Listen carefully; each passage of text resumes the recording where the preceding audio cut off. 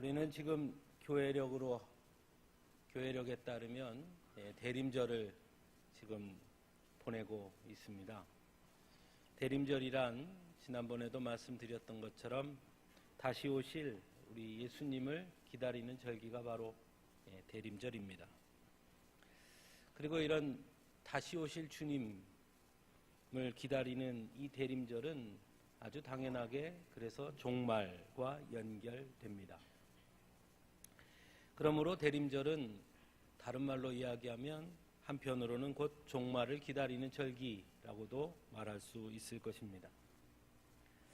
그런데 좀 이상한 것은 대림절 하면 기다림의 절기, 또 그 기다림이란 기대감을 의미하는 것인데 반해서 말을 조금 바꿔서 종말을 기다린다라고 하면 뭔가 대림절과는 전혀 다른 그런 이미지를 갖게 되는 것 같습니다. 아마 그것은 단어가 주는 이미지 때문이라고도 생각할 수 있습니다. 우리 머릿속에 담겨있는 종말이라는 단어가 주는 이미지가 그렇게 긍정적이거나 또는 기대할 만하거나 이런 이미지라기보다는 뭔가 좀 부정적인 인식을 갖게 하기 때문이다라고 말할 수도 있을 것입니다. 하지만 대림절과 종말은 같은 말인 것 같지만 또 그 말 속에는 좀 다른 차이점이 있기도 합니다. 즉 대림절이란 특별한 조건, 즉 예수님의 다시 오심을 기다리는, 즉 더 쉽게 표현하면 예수님을 믿는 자들이 기다리는 이런 의미이겠죠. 반의 종말은 어떤 특별한 조건이 배제된, 어떻게 보면 시기와 때에 좀 더 집중되어 있는 마지막의 때, 마지막의 시기 이런 데 초점이 맞추어져 있기 때문에 뭔가 좀 다른 의미를 갖게 되는 것 같기도 합니다. 분명 예수님의 다시 오심과 종말은 그래서 같은 것처럼 보이긴 하지만 예수님의 다시 오심은 예수님을 기다리는 자들의 관점에서 바라보기 때문에 그것은 기대아림이고 기대감인데 반해 종말은 그 예수님을 믿는 자들이라는 것을 빼고 모든 것의 마침, 모든 것의 끝이라는 이미지로 다가오기 때문에 두렵고 부정적인 이미지로 다가오게 되는 것 같습니다. 예수님의 다시 오심은 믿는 자들에게는 그래서 끝이 아닌 하나님 나라의 시작을 의미하기 때문에 기다림이고 기대감인 반면 예수님을 알지 못하는 자들에게 이 종말은 이 세상의 모든 것을 끝을 의미하기에 또 두렵고 부정적이고 그래서 그들은 어떻게 하면 종말이 오지 않기를 바라게 되는 것인지도 모르겠다는 생각을 해보게 됩니다. 그런 의미에서 오늘 우리가 대림절을 지킨다는 것 그 자체가 큰 축복이고 하나님의 은혜가 아닌가 하는 생각을 해보게 됩니다. 여러분들 이 대림절을 지키며 하나님 앞에 예배하는 여러분들은 그런 의미에서 하나님의 큰 은혜와 축복을 받은 줄로 믿습니다. 오늘 우리가 함께 읽은 이 본문은 빌립보 교회 성도들에게 주는 사도 바울의 권면의 내용을 담고 있습니다. 우리가 잘 아는 대로 빌립보서는 사도 바울이 옥중에서 쓴, 감옥에 갇혀 있는 사도 바울이 쓴 옥중 서신입니다. 하지만 그런 사도 바울의 상황과는 관계없이 빌립보서 전체를 보면 기쁨이라는 말을 참 많이 사용하고 있는 서신이기도 합니다. 오늘 우리가 읽은 본문에서도 사도 바울은 빌립보 교회 성도들에게 항상 기뻐하라, 내가 다시 말하노니 기뻐하라 라고 권면하고 있습니다. 이 말씀은 우리가 그래서 많이 읽고 많이 아는 말씀이기도 합니다. 하지만 저만 그런지는 모르겠으나 이 말씀을 볼 때마다 왠지 모를 저항감이 좀 생기는 것도 사실입니다. 기뻐하는 것 싫은 사람이 어디 있겠어요? 항상 기뻐하고 싶지요. 하지만 우리의 현실은 사실은 기쁨보다는 걱정, 근심, 염려, 두려움 이런 것들이 더 많은 것이 사실 아닙니까? 그래서 사실은 어떻게 보면 기뻐하기가 어려운 것이겠지요.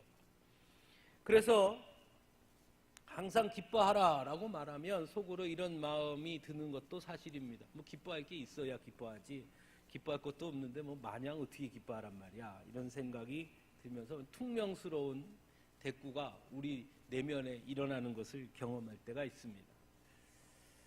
솔직하게 우리의 현실 속에서 항상 기뻐한다는 것은 어떻게 보면 불가능한 일이 아닐까 생각해 봅니다. 오히려 항상 기뻐한다는 것 자체가 어떻게 보면 좀 이상한 것 아닐까, 우리의 현실 속에서 이런 생각을 하게 됩니다. 도무지 기뻐할 수 없는 현실을 무시하고 그냥 자신만 기뻐한다, 그건 좀 오히려 좀 문제가 있는 사람처럼 보이기도 하고 이상해 보이기도 하지요. 그렇다면 왜 사도 바울은 항상 기뻐하라라고 했을까 하는 의문이 듭니다. 사도 바울이 현실을 몰라서 그랬을까? 그건 아니겠지요. 왜냐하면 사도 바울은 지금 감옥에 갇혀 있잖아요. 그런 감옥에 갇혀 있는 사도 바울이 항상 기뻐하라 했을 때 현실과 관계없이 현실을 몰라서 그냥 기뻐하라라는 뜻은 분명히 아닐 것입니다. 그럼에도 불구하고 사도 바울이 기뻐하라 했다, 그것을 매우 강조하고 있죠. 항상 기뻐하라, 다시 말하노니 기뻐하라, 이렇게 강조하고 있습니다. 그렇다면 이런 사도 바울이 기뻐하라 한 데는 우리가 그냥 쉽게 한 두 가지 측면에서 이해할 수 있을 겁니다. 하나는 힘드니까, 어려우니까, 너무 괴로우니까 마인드 컨트롤이라 그러죠. 그 어려움을 이겨내기 위해서 그냥 우리가 기뻐하자 뭐 이런 개념의 기뻐하라 라는 의미이다라고 받아들일 수도 있습니다. 하지만 우리가 잘 알듯이 사도 바울의 삶의 여정들을, 성경에서 보여주는 그의 삶의 여정들을 들여다본다면 그건 아닙니다. 괴로우니까 그걸 잊기 위해서 그냥 기뻐하자 하는 그런 마인드 컨트롤적인 어떤 그런 의미의 기쁨은 아니라는 것을 사도 바울의 삶을 통해 우리가 볼 수 있습니다. 왜냐하면 사도 바울은 감옥에 갇혀 있었을 때도 자신의 삶을 비관하거나 절망하거나 후회하지 않았고 오히려 실제로 기뻐하고 찬송했다고 성경에 기록하고 있으니까 아마 그런 지금 현재가 너무 힘드니까 그걸 잊기 위해서 하는 그런 기쁨을 말하는 것은 아닐 것입니다. 그럼 다르게 생각해 볼 수 있는 하나는 그 기쁨이 뭔가 근원이 현실의 상황에 바탕을 둔 기쁨이 아닌 뭔가 다른 기쁨을 말하는 것이 아닌가 하는 관점으로 이해할 수 있습니다. 그리고 오늘 본문을 다시 보면, 그런 생각을 가지고 본문을 보면 그냥 기뻐하라가 아니라 그 앞에 단서가 있는 것을 보게 됩니다. 주 안에서 기뻐하라. 주 안에서 기뻐하라. 그렇죠?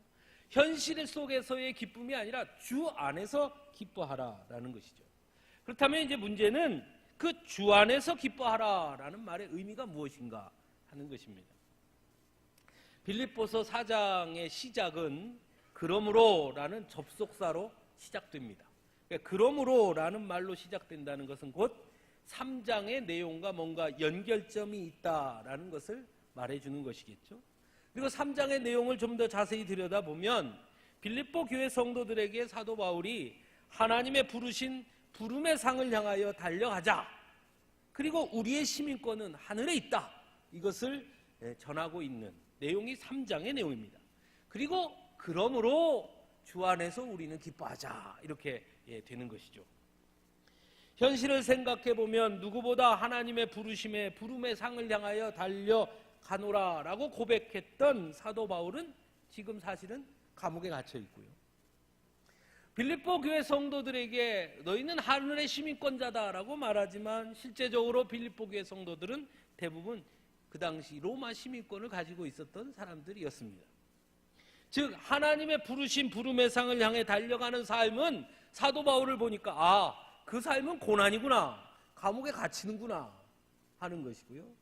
하늘 시민권이라는 것은 사실 눈에 보이지는 않지만 오히려 그들이 가지고 있는 로마의 시민권은 현실의 편안함을 제공해 주는 실질적인 것이겠지요. 그런데 그 현실의 편안함이 아닌 눈에 보이지 않는 하늘 시민권을 바라보며 살자, 또 고난의 길인 그 하나님의 부르신 부름의 상을 향해 달려가자라는 것은 사도 바울의 이런 권면은 세상적으로 볼 때는 너무나 어리석은 선택으로밖에 보이지 않을 것입니다. 그런데 사도 바울은 그 어리석은 선택을 권면하면서 뭐라고 그러냐면 주 안에서 항상 기뻐하라 라고 권면하고 있는 것이죠. 3장 20절에 사도 바울이 이렇게 말합니다. 거기로부터 구원하는 자 곧 주 예수 그리스도를 기다리노니 우리의 낮은 몸을 자기 영광의 몸의 형체와 같이 변하게 하실 것이기 때문이라. 왜 우리가 주 안에서 기뻐하면서 부름의 상을 향해 달려가고 하늘의 시민권으로 건자라는 것을 기억하고 하늘의 시민으로 살아야 하느냐? 그것은 바로 하나님께서 우리에게 그 마지막 때 영광의 몸에 이르게 해 주실 것이기 때문이다 라고 말하는 것이죠. 그래서 오늘 본문에서도 본문 5절에서도 주께서 가까우시니라 라고 분명히 증거하고 있습니다. 즉 빌립보 교회 성도들에게 사도 바울이 권면하는 그 기쁨, 그 기쁨의 근원은 이 세상이 주는 세상의 기쁨이 아니라 예수님의 오심을 기다린다는 그 안에서 누리는 기쁨을 말하고 있는 것이고, 그것이 곧 주 안에서 기뻐하라라는 말씀인 것입니다. 즉 예수님의 오심을 기다리며 예수님 안에서 우리가 우리의 낮은 몸을 자기 영광의 몸의 형체와 같이 변하게 하실 것이라는 그 기대감으로 인한 기쁨으로 기뻐하라라고 권면하고 있는 것입니다. 그래서 믿음의 사람들은 항상 주 안에서 기뻐하는 자이며 기뻐하는 자가 되어야 한다라는 것이죠. 바로 여러분 얘기입니다. 근데 어째 얼굴 표정들이 별로 안 기쁘시네요. 네? 바로 여러분 얘기라니까요. 여러분이 그런 분들이라고요. 어떻게 기쁘십니까? 아니 이런 얘기를 해주는데도 심각해가지고 별로 안 기대가 되시나 봅니다. 네? 하기야 머릿속으로 복잡하실 만도 합니다. 아닌데 내가 뭐 계획을 세워놨는데 아이고 나 2달 뒤에 갯돈을 타는데 그거 오시면 안 되는데 뭐 그러신가요?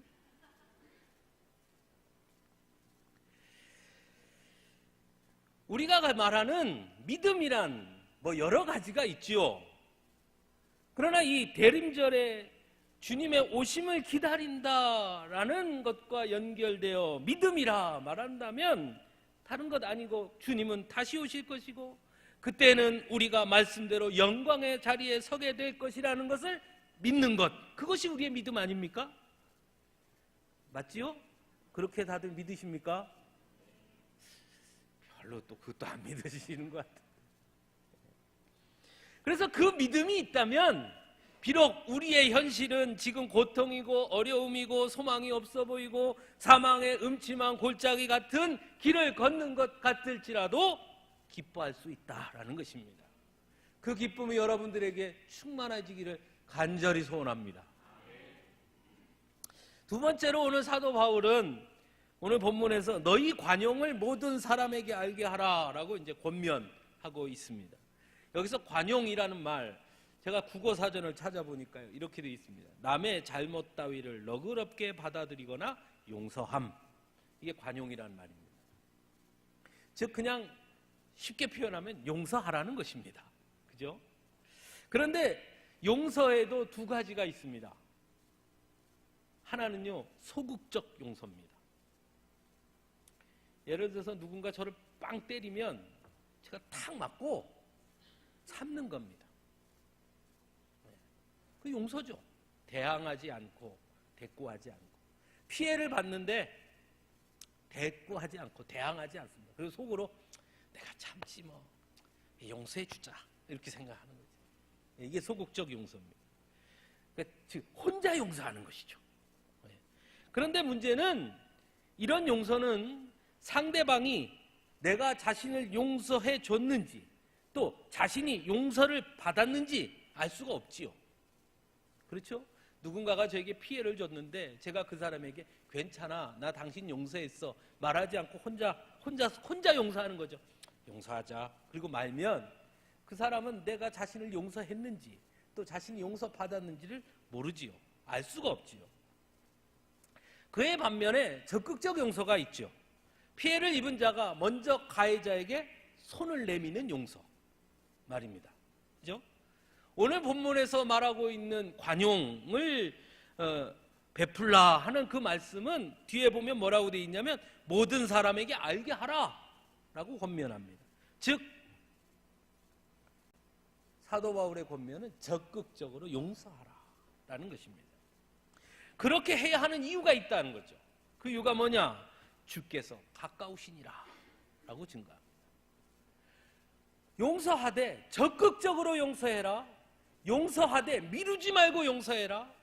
용서하되 내가 먼저 손을 내밀어 용서해라. 왜냐? 주께서 가깝기 때문에. 주님의 오심이 가깝기 때문에. 여러분, 예수님은 이 땅에 화해자로 오셨습니다. 모든 막힌 담을 허시고 모든 죄인들을 용서하시기 위해 오셨습니다. 예수님의 성육신은 그러므로 하나님과 인간 사이의 화해의 결정체였습니다. 십자가의 죽으심은 무엇입니까? 용서의 확증이었습니다. 주께서 가까우시다라는 말씀은 무슨 의미입니까? 그것은 곧 용서의 완성을 말합니다. 그러므로 용서해야 한다는 것이죠. 하나님이 우리를 용서하신 것처럼 죄 없으신 이가 죄인들에게 먼저 손을 내밀고 죄인들에게 죄사함을 선포하셨듯이 우리 또한 서로 용서할 수 있어야 한다는 것입니다. 오늘날 우리 사회의 가장 부족한 부분이 바로 이러한 용서가 아닌가 싶습니다. 며칠 전에 신문에 보니까 요즘 학교 선생님들이 너무너무 괴롭다 그래요. 학교 안에서 아이들 조금만 문제가 생기면 부모가 찾아와서 고소 안 해요. 합의금 내놓으라고. 그래서 막 선생님들이 그거에 시달려서 막 자살하시기도 하고 막 그런 일이 있어요. 참 우리나라 사람들이 참 고소 좋아하고요. 고소 왕국입니다. 고소 왕국. 우리나라가 전 세계에서 고소가 제일 많은 나라 중에 하나예요. 툭 하면 고소해요. 우리도 말끝마다 뭐 고소해. 아주 사소한 것 때문에 다투고 그 다툼이 어떤 경우에는 생명을 앗아가는 경우까지 이르는 것을 우리는 뉴스를 통해 수없이 봅니다. 주차 시비 문제로, 층간소음 문제로, 뭐 쓰레기 버리는 문제로, 나 쳐다봤다고, 한번 쳤다고, 그냥 뭐 그렇죠. 더 놀라운 것은 믿음의 사람들도 똑같다는 것이죠. 교회 안에서도 다툼이 일어나는 거 우리 쉽게 봅니다. 우리 노예 안에 있는 교회도 그런 교회 여러 교회 됩니다. 교회 안에서 서로 다툽니다. 어떤 분들은 그런 얘기해요.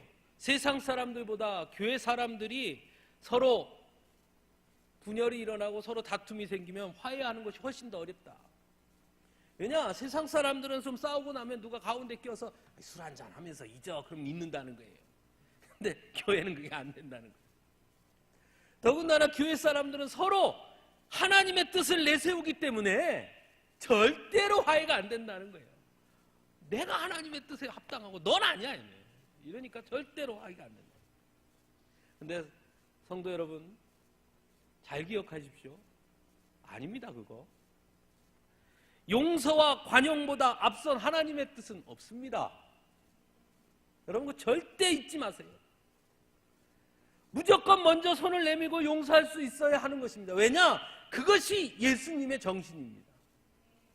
여러분, 가늠한 여인을 예수님에게 데려온 일 기억하시죠? 예수님께서 그 가늠한 여인을 뭐라고 그럽니까? 정죄하지 않았습니다. 아, 그러면 가늠해도 괜찮다는 뜻이냐? 가늠이 잘못이 아니라는 것이냐? 그 뜻이 아닙니다.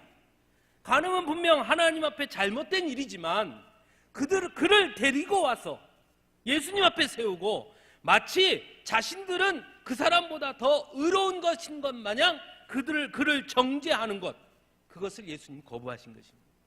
정죄하지 말라는 것입니다. 성도에게 있어 용서 못할 이유 없습니다. 왜냐하면 하나님께서 우리를 용서하실 때 어떠한 이유와 관계없이 용서해 주셨기 때문에, 그래서 성도는 용서 못할 이유가 없는 것입니다. 이러저러해서 난 절대 용서 못합니다. 아닙니다. 저는 용서하고 싶지요. 저는 용서하고 싶어요. 그런데 목사님 저 하는 꼬라지를 보세요. 저 용서가 되나? 틀린 말입니다. 그래도 용서하는 겁니다. 그래도. 왜? 하나님은 우리를 그렇게 용서해 주셨기 때문에. 여러분, 우리 쉽게 생각해 봅시다. 여러분, 하나님 앞에 어떻게 떳떳하십니까? 네? 어떠십니까? 네. 작년 12월 31일 날 하나님 앞에 용서 안 받고, 내가 2018년도에는, 오늘 아까 안장로님 기도해 주셨는데 2018년도엔 내가 말씀대로 살겠습니다 그랬는데 어떠십니까? 좀 잘 살아본 것 같습니까? 어째 올해도 영 틀린 것 같습니까? 어떠십니까? 네? 자신 있으세요? 자신 없으세요? 그럼 뭐가 필요하겠습니까 지금? 하나님의 용서하심과 긍휼하심이 어느 때보다 필요한 게 여러분이잖아요. 하나님이 야 이놈아, 내가 2015년에도 속았고 2016년에도 속았고 2017년에도 속았는데 또 속으라고? 하나님이 저 하는 꼬라지를 보소. 내 2015년부터 용서해 준데 하는 짓이 똑같아. 하나도 안 변해. 절대로 용서 못해. 어떻게 감당되시겠습니까? 끊임없이 우리를 용서하시죠. 끊임없이 사랑해 주시죠. 그리고 예수님 이렇게 말씀합니다. 내가 너희를 사랑한 것 같이 너희도 서로 사랑하라. 내가 너희를 용서한 것 같이 너희도 서로 용서하라. 너희 관용을 모든 사람에게 알게 하라. 사랑하는 성도 여러분, 지금 가슴속에 혹 좀 뭔가 전라도 말로 껄쩍지근한 게 뭐가 있거나 껄쩍지근한 사람이 어떻게 생각이 나시면 오늘 예배 마치자마자 먼저 가서 손을 탁 내밀고 내가 용서합니다. 그 사람이 이기는 사람입니다. 네, 내가 용서합니다. 하시기를 간절히 바랍니다. 먼저 손을 내밀 수 있기를 간절히 바랍니다. 마지막으로 사도 바울은 오늘 본문에서 하나님의 평강이 너희 마음과 생각을 지키도록 하라라고 권면합니다. 그러기 위해 무엇을 해야 하느냐? 기도하라라는 것이죠. 아무것도 염려하지 말고 모든 일에 기도하라. 감사함으로 하나님께 아뢰라. 그리하면 하나님의 평강이 너희 마음과 생각을 지키시리라. 예수님께서도 요한복음 14장 27절에서 비슷한 말씀을 하십니다. 평안을 너희에게 끼치노니 곧 나의 평안을 너희에게 주노라. 내가 너희에게 주는 것은 세상이 주는 것과 같지 아니하니라. 너희는 마음에 근심하지도 말고 두려워하지도 말라 라고 말씀합니다. 성도는 누굽니까? 바로 예수님께서 말씀하신 예수님이 주시는 평안을 누리는 자들이 곧 성도인 줄로 믿습니다. 그래서 아무것도 염려하지 말고 근심하지 말고 두려워하지 않는 자들, 사망의 음침한 골짜기를 걷어가다도 절대로 두려워하지 않는 자들, 오히려 그럴 때일수록 더욱더 오늘 말씀처럼 기도함으로 하나님이 주시는 평안을 누리는 자들, 그들이 성도인 것입니다. 그러나 또 이렇게 말하고 나도 오늘의 현실을 보면 그것도 쉽지 않죠. 그러니까 사도 바울이 오늘 우리에게 준 권면 3가지는요 사실은 참 어려운 얘기들입니다. 다들 매일 뉴스에 보도되는 흉악범죄들, 사건, 사고들, 그것은 우리를 놀라게 하고 때로는 두렵게 합니다. 언제 또 어떤 일이 일어날지 몰라 염려할 수밖에 없습니다. 그런데 어떻게 평안할 수 있겠습니까? 예수님께서 요한복음에서 하신 말씀, 그리고 오늘 본문 말씀에서 우리가 평안할 수 있는 이유가 있음을 알 수 있습니다. 앞에서 말씀드린 것처럼 예수님은 요한복음 14장 27절에서 내가 너희에게 주는 평안은 세상이 주는 것과 같지 아니하다라고 말씀했습니다. 오늘 본문에서도 모든 지각에 뛰어난 하나님의 평강이 그리스도 예수 안에서 너희 마음과 생각을 지킨다라고 말씀합니다. 즉 우리가 평안할 수 있는 이유, 그것은 예수님 때문이다라는 것입니다. 다시 말하면 다시 오실 예수님을 기다리기 때문에 우리는 평안할 수 있는 것입니다. 예수님을 모르는 자들은 내일을 두려움으로 삽니다. 하지만 예수님을 믿는 자들은 오늘을 감사하고 내일을 기대하며 사는 자들입니다. 왜냐하면 언제나 하나님이 함께 하심을 믿기 때문입니다. 비록 오늘 사망의 음침한 골짜기를 걷는다 하더라도 근심하고 두려워하지 않습니다. 왜냐하면 주의 지팡이와 막대기가 항상 나를 안위하고 계심을 알기 때문입니다. 그리고 내일은 하나님께서 나를 푸른 초장 쉴만한 물가로 인도해 주실 것을 믿기 때문입니다. 그래서 성도는 날마다 평안할 수 있는 것입니다. 비록 오늘의 우리의 삶이 우리의 평안을 앗아간다 하더라도 결코 두려워하지 않습니다. 왜냐하면 예수님이 주시는 평안은 세상이 빼앗아갈 수 없는 평안이기 때문입니다. 이 평안은 결코 소멸되지 않는 평안이요, 이 평안은 우리의 상황과 환경에 관계없이 우리 주님께서 우리에게 주시는 평안이며 우리 주님이 곧 평안이기 때문입니다. 어떻게 평안하십니까? 오늘 특별히 여러분들 얼굴이 어둡습니다. 네? 말씀은 기뻐하라고 용서하라고 평안하라고 그러는데 어째 얼굴은 다들 근심 걱정과 그냥 잔뜩 밖에 눈이 와서 이따 집에 갈까 길이 미끄러울까 걱정이 돼서 그러시는가.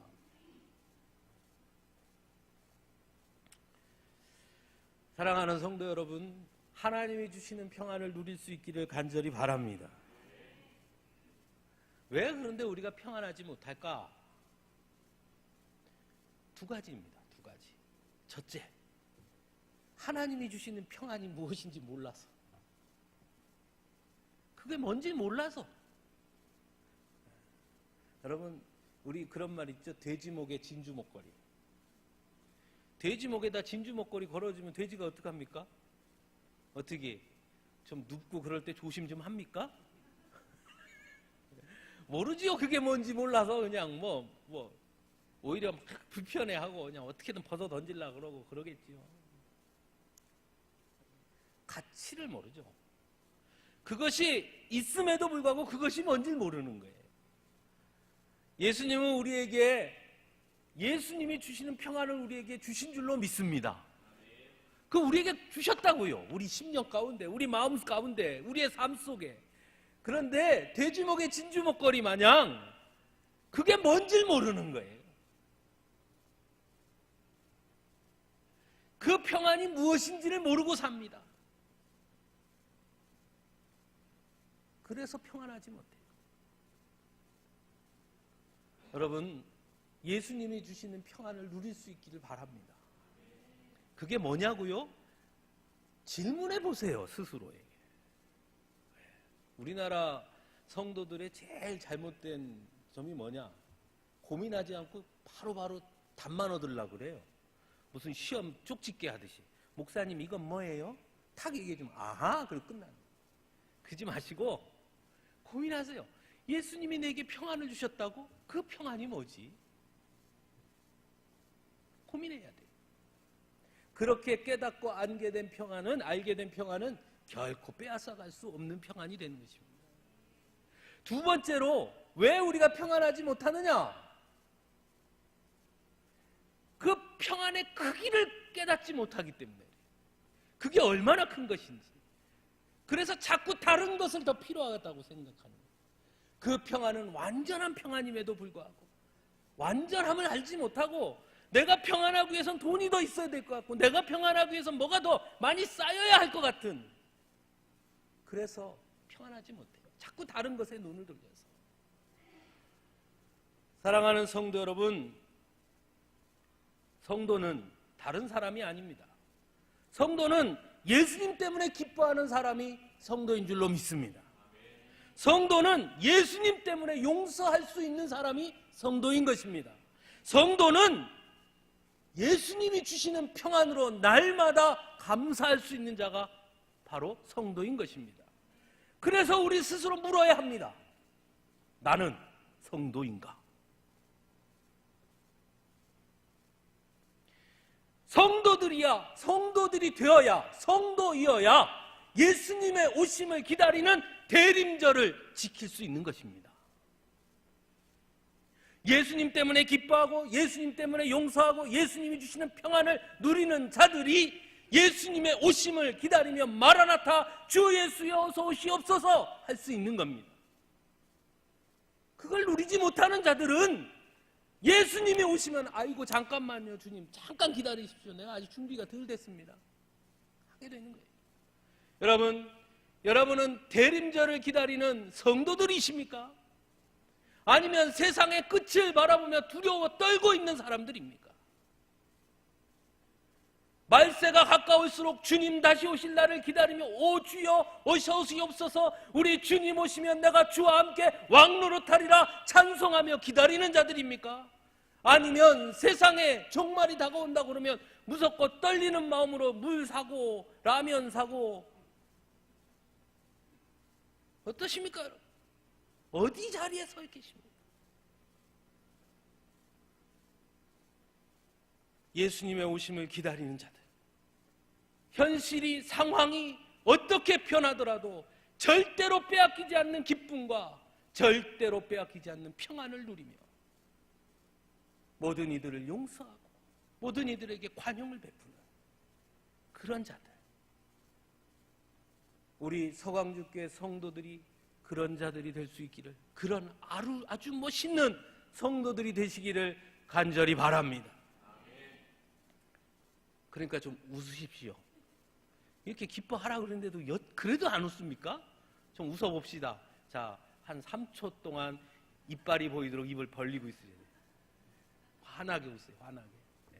밖에 눈도 온대잖아요. 네. 제가 아까 눈 오는 거 보면서 그런 생각했어요. 내가 나이 먹은 걸 언제 느끼느냐. 죄송합니다. 저보다 더 나이 드신 분들. 나이 먹은 걸 느끼는 몇 가지 시점이 있어요. 첫째, 눈이 오면 즐겁고 기쁘기보다 걱정이 먼저 된다. 나이 먹은 겁니다. 우리 유리성이한테 제가 전화해서 유라 눈 온다 그러니까 걔들 어떻게 할게요? 우와 그랬습니다. 저는 밖에 눈이 딱 오는데 눈이 탁 오는 순간 저는 어떻게 했을까? 어메 눈 오네 큰일 났네 그랬습니다. 왜? 길이 미끄럽잖아요. 자, 오늘 눈 오는 거 보고 와 하셨던 분 손 들어보세요. 아직 어린아이와 같은 심령을 갖고 계신 분입니다. 자, 어렸을 때를 생각하시면서 눈 올 때 기뻐서 동네방네 뛰어다녔던 그때를 기억하면서 활짝 한번 웃어봅시다. 네, 웃어보세요. 네. 그렇게 사십시오. 그렇게 기쁨으로, 그런 평안으로, 네, 그런 감사로 사는 우리 모두가 될 수 있기를 간절히 바랍니다. 기도하겠습니다.